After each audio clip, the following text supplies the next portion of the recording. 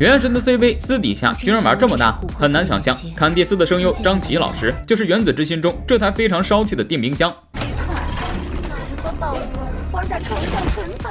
很多玩家根本无法把这两个角色联系起来。实际上，张琪老师主打的就是一个反差，他技能是英雄联盟里伊芙琳，我知道你很疼，演的是守望先锋里的锤妹。重锤出击，我不会让你失望的，理智一点。更让你想不到的是，她还是赛博朋克2077中大名鼎鼎的女巫。你到底想怎么样？我又考虑了一下，现在改主意了，我不想让你死了。滚你妈的蛋，傻